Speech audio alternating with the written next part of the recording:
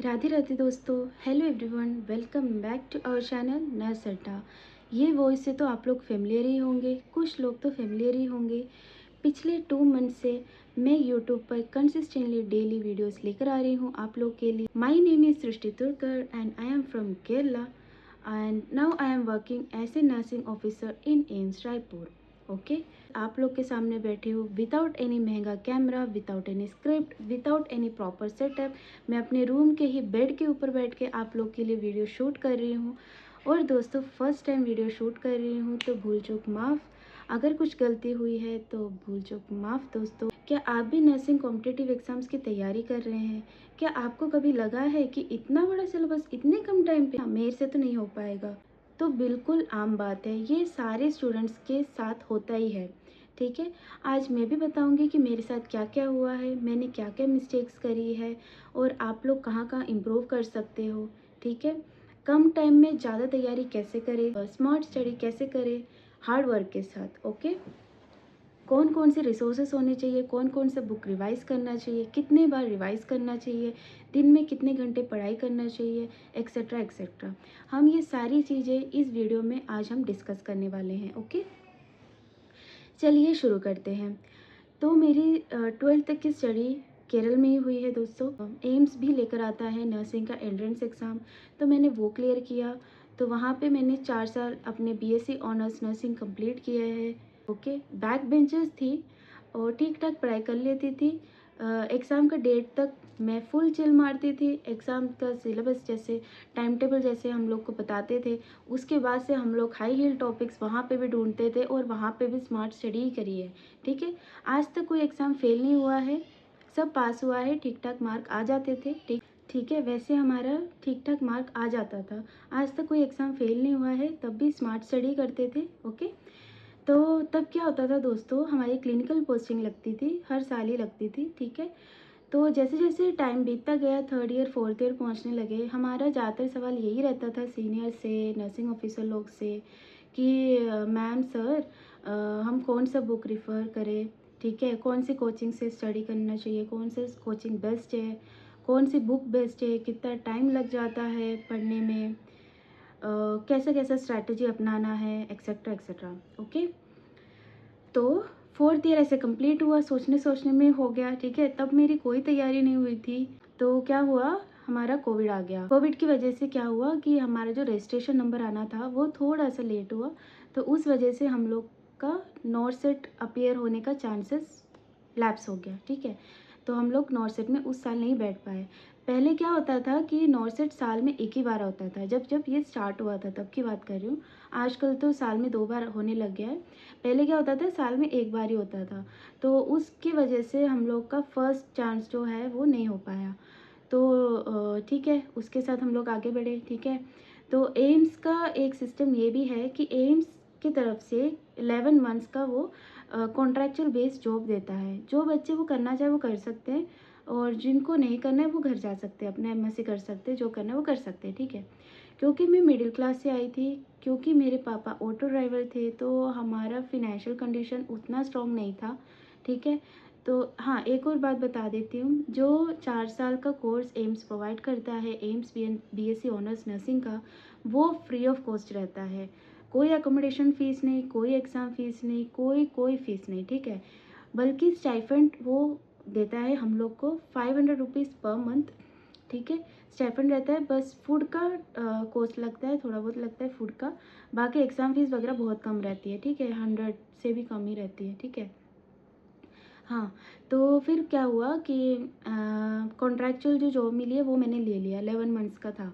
ठीक है, तो मैंने सोचा था कि जॉब के साथ साथ मैं अपना स्टडी कर लूँगी, पर 7 मंथ जॉब कर लिए। ठीक है, 7 मंथ हो गया, पर मेरी पढ़ाई उतने अच्छे से नहीं हो पा रही थी, क्योंकि जो मेरे रूममेट्स थे उनको जाना था फॉरेन कंट्रीज़। ठीक है, तो वो लोग को नोट से क्लियर नहीं करना था, वो लोग चिल मार रहे थे, उनको बस ओईटी या आईएलटीएस क्रैक करके बाहर जाना था। ठीक है, तो उनका फोकस ये था कि 11 मंथ्स का जॉब कंटिन्यू करेंगे, वो ख़त्म होने के बाद फिर वो लोग बाहर जाएंगे, ऐसा था। ठीक है, तो मैं उनके साथ तो पढ़ाई नहीं कर पा रही थी, क्योंकि सबका गोल सेम नहीं था। तो एक रूम, क्योंकि हमारे पास एक ही रूम था, हम लोग रेंट पे रहते थे। ठीक है, तो एक रूम में 3-4 लोग, और बाकी लोग चिल मार रहे हैं और तुम्हें पढ़ाई करना है, फोकस स्टडी करना है, तो नहीं हो पाएगा दोस्तों, ठीक है। तो मैंने 1 मंथ अपने आप को टाइम दिया, ट्राई किया, बट नहीं हो पाया। तो मैंने बहुत ही एक बड़ा स्टेप लिया दोस्तों। मैंने अपने घर में बहुत ही हिम्मत जुटा के मम्मी से बात करी, पापा से बात किया कि हाँ, मैं घर जाना चाहती हूँ, मेरे से पढ़ाई नहीं हो रही यहाँ पे, ठीक है, मैं जॉब छोड़ना चाहती हूँ। क्योंकि मेरे पास लास्ट के बस 4 मंथ्स बचे थे एग्ज़ाम से पहले, तो मुझे घर जाना था, ठीक है। तो तब तक क्या होता था, मेरे हाथ में जितनी भी सैलरी आती थी, मैं 2-3 हज़ार अपने पास रखती थी अपने मन चलाने के लिए, और बाकी का जितना पैसा था मैं अपने घर वालों को भेज देती थी, ठीक है। तो घर में भेजती थी, ठीक है। तो सडनली क्या हुआ कि सैलरी आना बंद हो गया और मुझे घर जाना पड़ा। फिर मुझे कोचिंग भी लेनी थी, तो क्योंकि सब लोग ने बताया था कि कोचिंग के बिना तुम लोग क्रैक नहीं कर सकते, क्योंकि कम टाइम बचा है, ये वो। लेकिन मेरे साथ क्या हुआ था कि एकदम से सैलरी आना बंद हो गई, कोचिंग का भी फ़ीस लग रहा था। तो मैंने क्या सोचा कि पेरेंट्स को ज़्यादा प्रेशर ना देते हुए खुद के ऊपर जितना भी लोड है खुद के ऊपर लेते हैं, हार्ड वर्क करेंगे, ठीक है। हमारे पास 4 मंथ है, बहुत होता है, पर फुल टाइम है मेरे पास, 24 आवर्स इंटू 4 मंथ्स है मेरे पास। तो मैंने सोचा कि पूरा टाइम इन्वेस्ट करेंगे, हार्ड वर्क करेंगे तो फल मिलना गारंटी है, ठीक है। तो मैंने सोचा कि चलो ठीक है, स्टार्ट करते हैं। मैं पहुंची अपने घर 4 तारीख को, और मैंने 5 तारीख से स्टडी स्टार्ट कर दी थी, वो भी बहुत हार्ड स्टडी, ठीक है। सबसे पहले मैंने क्या किया, अपने जितने भी रिसोर्सेस है एक जगह पे रखे। मेरे पास बहुत सारी बुक्स थी, टारगेट हाई, पीआर यादव के दोनों वॉल्यूम थे, एनक्लेक्स का दोनों पार्ट था, जो कि सॉन्डर्स मॉसबी दोनों थे, ठीक है। और मैंने अपने फ्रेंड लोग से, जो भी अपनी सीनियर्स है, उनसे कॉम्पिटिटिव एग्ज़ाम्स की अलग से बुक्स भी ले रखी थी। कुछ के मैंने फ़ोटो कॉपी ले रखे थे, कोचिंग नोट्स के, ये वो मेरे साथ बहुत सारे रिसोर्सेज थे, ठीक है। लेकिन मेरी गलती यहाँ पे हुई है, मैंने ट्राई किया सब कवर करने का, ठीक है। तो मैंने अपना टाइम टेबल ही उसके हिसाब से बनाया कि मुझे इतने टाइम पे ये वाली बुक कवर करनी है, फिर इस पे फोकस करना है, फिर मुझे ये कवर करना है, ऐसे ऐसे ऐसे मेरे स्टार्टिंग के जो 5 to 7 डेज है मेरे ऐसे में ही ख़त्म हो गए। फिर मुझे एक चीज़ समझ आई कि मैं ऐसे करूँगी तो मेरा नॉट सेट एग्ज़ाम आने से पहले सिलेबस ही कवर नहीं हो पाएगा, क्योंकि मेरे पास रिसोर्सेज बहुत ज़्यादा थे और टाइम कम था, ठीक है। और मैं एक चीज़ बता दूं कि कोई भी एग्ज़ाम में सबसे इम्पोर्टेंट होता है रिवीजन, ठीक है। कोई भी एग्ज़ाम हो, नर्सिंग हो, मेडिकल हो, कोई भी हो, आईएएस हो, कोई भी हो, सबसे इम्पोर्टेंट होता है रिवीजन। तो मैंने एक स्ट्रैटेजी रखी कि मैं डेली रिवाइज़ करूँगी, ठीक है। तो दोस्तों, आप लोग मानोगे नहीं, मैंने एग्ज़ाम से पहले पहले 10 to 12 टाइम्स पीआर यादव और टारगेट हाई मैंने रिवाइज़ कर दिया था। मेरा कंसेप्ट सारा क्लियर था, बहुत अच्छे से पढ़ाई करी थी, इसलिए मैं अपना नॉट सेट में मेरा रैंक भी सिक्योर हो पाया है और जॉब भी मिला है। आज 4 साल हो चुके हैं as a nursing officer in AIIMS, okay. तो मेरा पहला ये था, जिस दिन मैं पढ़ाई करने बैठी थी, मेरा फर्स्ट ये था कि मुझे अपना सारा ध्यान जो है पढ़ाई के ऊपर लगाना है, बाकी सारे डिस्ट्रैक्शन है वो हटाना है। मैंने अपने पेरेंट्स को बोल दिया था कि मैं 4 महीने तक कोई भी शादी में नहीं जाऊंगी, कोई भी बर्थडे पार्टीज या कोई भी पिकनिक, कोई भी ट्रिप प्लान नहीं करूंगी, ना कि जाऊंगी, ठीक है। तो घर वालों की तरफ से तो वो हाँ हो गया था, ठीक है।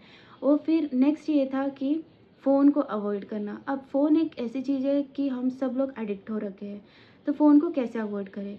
तो मैंने एक टाइम सेट किया कि एक दिन में 1 आवर मैं फ़ोन चलाऊंगी, और वो 1 आवर भी मैं स्टडी के वीडियोस देखने में या मॉक टेस्ट करने में या सैम्पल पेपर सॉल्व करने में ही लगाती थी। तो वो भी मेरा एक प्रोडक्टिव ही निकल के आता था, ठीक है। तो मेरा एफिशिएंसी को बढ़ा रहा था वो भी। तो मैं जो लंच टाइम है, उस टाइम पे क्या होता है, नॉर्मली खाना खाने के बाद सबको नींद आने लगती है, ठीक है। तो मैं वो वाले टाइम को अपना फ़ोन में इन्वेस्ट कर रही थी कि उस टाइम पे मैं टेलीग्राम में जाके, कोई भी चैनल में जाके अपना टेस्ट को दे रही थी। वहाँ पे क्या होता है, कुछ कुछ चैनल्स होते हैं, उसमें वो लोग डेली बहुत से टेस्ट लेकर आते हैं और तुम्हें 10 सेकेंड मिलता है आंसर क्लिक करने के लिए। तो उससे क्या होता है, तुम्हारा स्पीड बढ़ता है, एक कंपटीशन आता है, और भी बच्चे उसमें अपेयर करते हैं, तो तुम्हारा रैंक ऊपर आता है, तो तुम्हें एक अच्छा भी लगता है, एक कॉम्पिटिटिव माइंड भी हो जाता है, ठीक है। और उससे क्या होता है, तुम्हारा मोटिवेशन हो जाता है हाई वापस स्टडी करने के लिए, ठीक है। तो फिर उससे उसके बाद फिर मैं वापस स्टडी करती हूँ रात भर दिन भर, दोस्तों ऐसा होता था कि मैं वॉशरूम में भी बुक्स लेके जाती थी, क्योंकि मेरे पास टाइम इतना कम था और मैं स्टडी में इतनी घुसी हुई थी कि मुझे बस पढ़ाई करना है, पढ़ाई करना है। 4 महीने तक मैंने कोई भी मूवीज़ नहीं देखे, कहीं भी बाहर नहीं गई हूँ, मैं हॉस्पिटल तक नहीं गई हूँ। कुछ भी तबीयत ख़राब होती थी, दवाई खा लेती थी, घर पे पड़ी रहती थी। बस मैं अपनी जगह चेंज करती थी। जैसे-जैसे मुझे बोर होता था, तो मैं वैसे अपनी जगह चेंज करती थी, बुक्स चेंज करती थी, सब्जेक्ट चेंज करती थी, ताकि माइंड रिलैक्स हो जाए, ठीक है? मैं माइंड को हमेशा एक्टिव रखती थी। और दोस्तों सबसे इम्पोर्टेंट है पॉजिटिव रहना, ठीक है? बहुत से नेगेटिव थॉट्स आएंगे तुम्हारे माइंड में कि क्रैक होगा कि नहीं, सिलेबस कंप्लीट होगा कि नहीं, डेली आते ये थॉट्स। और कंसिस्टेंट रहना, डेली पढ़ाई करना, it's a hard job, okay? It's a very hard task to complete a syllabus in very short time, so you have to pray God every day, ठीक है? तुम्हें पेरेंट्स का सपोर्ट चाहिए, तुम्हें गॉड का सपोर्ट चाहिए पॉजिटिव रहने के लिए, ठीक है? या कोई दोस्त जो तुम्हारे साथ पढ़ाई कर रहा हो, उसके साथ डेली सब कनेक्ट में रहो, डेली फ़ोन में बात करो कि तुमने क्या क्या कवर किया, ये वो। ये बस एक ट्रैक पे रहने के लिए है, ज़्यादा टाइम इन्वेस्ट मत करो बातों में। ट्रैक पे रहने के लिए, बस ट्रैक इधर उधर भटके ना, बस उसके लिए मैं बता रही हूँ, ओके? मैंने तो अपना वॉलपेपर भी फर्स्ट डे ही चेंज कर लिया था, और मैं बता देती हूँ कि मेरा वॉलपेपर क्या था। मैं साइड में लगा दूँगी, आप लोग देख सकते हो। ये था, बहुत ही फ़नी है दोस्तों, but it will help you, okay? तो ये थी मेरी जर्नी, ठीक है? और मेरा स्ट्रैटेजी क्या था, मैं ये बताती हूँ। मेरा स्ट्रैटेजी था कि डेली मुझे रिवाइज़ करना है, ठीक है? और मैं कैसे पढ़ाई करती थी ये बताती हूँ। कंसेप्ट, एमसीक्यू, कंसेप्ट, ये था मेरा स्ट्रैटेजी। फर्स्ट जाके मैं कंसेप्ट क्लियर करती थी अपना। कोई भी टॉपिक उठा लो, जैसे कि जीआईटी उठा लिया, ठीक है? गैस्ट्रो इंटेस्टाइनल सिस्टम, ठीक है? तो जीआईटी उठा लिया, तो उसमें से तुम्हें जाके पहले कंसेप्ट क्लियर करना है। कहाँ से क्लियर करोगे? पीआर यादव फर्स्ट पार्ट जो है, वहाँ से जाके कंसेप्ट क्लियर करना है। टारगेट हाई में भी बहुत शॉर्ट नोट्स पड़े हैं, वहाँ पे भी जाके तुम क्लियर कर सकते हो, ठीक है? एक बार जाके रीड कर लो, बस ज़्यादा रट्टा मत मारो, एक बार रीड कर लो, थोड़ा बहुत समझ आएगा, ठीक है? उसके बाद वापस आ जाओ, एमसीक्यू सॉल्व करो सेम टॉपिक का, पीआर यादव सेकंड से और टारगेट हाई से, ठीक है? जाके सॉल्व कर लो, ठीक है? कुछ गलत होंगे, कुछ ठीक होंगे, this that doesn't matter, okay? वापस जाओ, सेम टॉपिक को वापस रिवाइज करो। तो इससे क्या होगा, तुम्हें एक क्लियर पिक्चर मिल जाएगा, कौन कौन से टॉपिक से कौन कौन से क्वेश्चन आ रहे हैं, हाई हील्ड टॉपिक कौन सा है, ऐसे ऐसे तुम्हें समझ आ जाएगा, ठीक है? फिर वो जाके हाईलाइट करो और आगे बढ़ जाओ। यही तुम्हें रिपीट करना है डेली, ठीक है? अब मैं बता दूँ, जो बच्चे गलती करते हैं, तुम्हारे पास कम टाइम है और तुम एक अलग सा नोट बना रहे हो, तुम क्लास अटेंड कर रहे हो और उसका नोट बना रहे हो, तुम्हारे पास ऑलरेडी बहुत सारे रिसोर्सेस है, और तुम अलग से भी नोट्स बना रहे हो एक अलग जगह पे। बच्चों, टाइम नहीं मिलता है रिवाइज करने के लिए, तुम जितना रिवाइज करोगे उतना अच्छा है। तो मेरी सलाह मानो, जो तुम रिवाइज कर रहे हो, जो जहाँ से तुम पढ़ाई कर रहे हो, पीआर यादव, टारगेट हाई, जहाँ पे भी हो, उधर ही पॉइंट्स को ऐड करो, क्योंकि तुम्हें एक ही बुक पढ़ना है और वही ज़्यादातर रिवाइज करना है, ठीक है? कम पॉइंट्स होंगे, कम बुक्स होंगे, ज़्यादा रिविजन होगा। This will help you lot to secure a rank in NORCET exam, okay? ठीक है, इसके साथ हम आगे बढ़े। एग्ज़ाम का डेट आ गया। एग्ज़ाम से जाने से पहले क्या करना है, करंट अफेयर्स को देख लो। लास्ट मोमेंट में करंट अफेयर्स बहुत हेल्पफुल रहते हैं, और लास्ट मोमेंट पे जो टॉपिक तुमने नहीं पढ़ी है वो रिवाइज मत करो, ना वो छुओ, उसकी तरफ देखो ही मत, ठीक है? तुम ये मान लो कि उससे आएगा ही नहीं, ठीक है? तो ऐसा करना है। और लास्ट मोमेंट पे नेगेटिव मार्किंग को कैसे कंट्रोल करें वो देखना है, ठीक है? तो एग्ज़ाम में जाने से पहले माइंड को ट्रेन करो कि जो 100% तुम्हें पता है वो ही मार्क करके आना है, क्योंकि उसी में ही नेगेटिव बहुत सारे हो जाते हैं। तुम लोग ये सोचोगे एग्ज़ाम में बैठ के कि ये जितना मैंने 70 अटेम्प्ट किए, 70 तो पक्का, मैं श्योर हूँ कि 70 तो सही रहेगा, उसमें नेगेटिव मार्किंग नहीं। अब थोड़ा चांस लेकर मैं 5-10 क्वेश्चन और कर लेता हूँ, वो सबसे बड़ी गलती है। वहाँ पे तुम्हारा नेगेटिव मार्किंग और बढ़ेगा।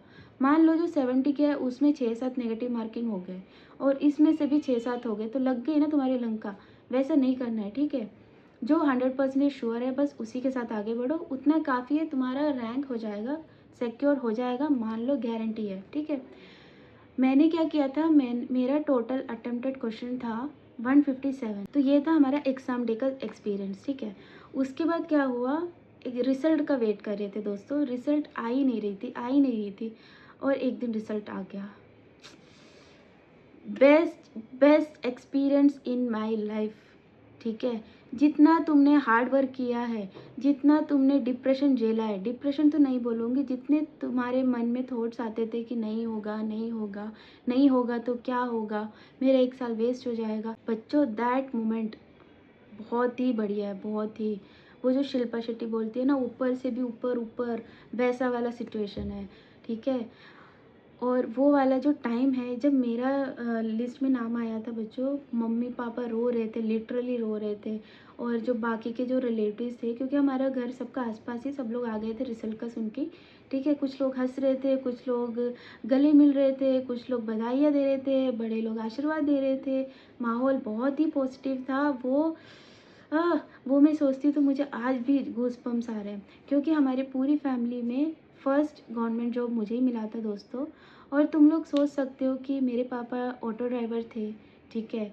और उनके लिए ये कितनी बड़ी बात होगी कि बेटी इतनी ज़्यादा सैलरी पर मंथ आएगी। हमारी सेंट्रल गवर्नमेंट जॉब होती है नॉर्थ साइड, पता है ना सबको, बहुत सैलरी होती है। मिडिल क्लास लोग के लिए तो ये सैलरी बहुत ही ज़्यादा है, ठीक है। क्योंकि मैं अपनी फैमिली से बहुत कनेक्टेड थी, तो मुझे बाहर नहीं जाना था, कभी नहीं जाना था, मुझे घर के पास ही रहना था, क्योंकि पैसा सब कुछ नहीं होता है, ठीक है। मान लो कि हाथ भर के पैसा आ गया और वो शेयर करने के लिए, खुशियाँ बांटने के लिए कोई अपने लोग ही नहीं है, तो वो पैसा कहाँ, पैसा किस बात का, है ना।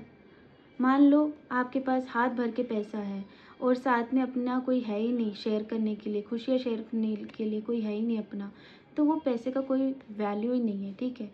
तो मैंने यही पहले से ही सोचा था कि मैं अपनी फैमिली के साथ जुड़े रहूँगी, अपना ड्रीम्स को यहीं रुके रुके अचीव करूँगी, लोगों की हेल्प करूँगी। तो आज मैं वही मुकाम में पहुँच चुकी हूँ, आज मैं बहुत खुश हूँ, ठीक है। तो मेरा वीडियो आपको थोड़ा सा भी हेल्पफुल लगा, इससे आपको थोड़ी सी भी सीख मिली हो, तो let me know in the comment section, okay. और आगे भी कोई हेल्प मेरी तरफ से चाहिए तो आप लोग कमेंट कर सकते हो। I am always available for you, okay. First time मेरा लाइफ में, फर्स्ट टाइम मैंने ये वीडियो बनाया है, ठीक है। हाँ, मुझे पता है कुछ कुछ पॉइंट्स मिस हो गए हैं, ट्राई करूँगी कि नेक्स्ट वीडियो में वो कवर करूँ, एक और वीडियो लेकर आऊँ आप लोग के लिए। कभी नहीं सोचा था कि एनओ बनना है, और कुछ कुछ लाइफ में ऐसे सिचुएशन हुए कि एनओ बनना पड़ा, ठीक है। ऐसा नहीं है कि एनओ की लाइफ में रिस्पेक्ट नहीं मिलता, डिग्निटी नहीं है, ऐसा नहीं है। कुछ लोग हैं जो पुराने ख्याल के लोग हैं, वो 4 लोग तो होंगे ही यार। अगर तुम एमबीबीएस भी कर लो, अगर तुम साइंटिस्ट भी बन जाओ, तब भी वो 4 लोग आके कुछ ना कुछ तो बोलेंगे, ठीक है। पर और भी लोग हैं सोसाइटी में, 4 लोग के अलावा और भी 96 लोग हैं जो तुम्हारे लिए अच्छा बोलेंगे, ठीक है, सपोर्ट करेंगे। तो ठीक है ना, एक लाइफ है, जियो अच्छे से, मज़े करो, ठीक है। तो मिलते हैं नेक्स्ट वीडियो के साथ, एक नया टॉपिक के साथ। तब तक पढ़ते रहिए, मज़े करते रहिए, okay. Not set related videos, any other competitive nursing exams related video हम लोग डेली लेकर आते रहेंगे आप लोग के लिए, ठीक है। तो stay tuned for that. Radhe Radhe दोस्तों, thank you for watching the full video.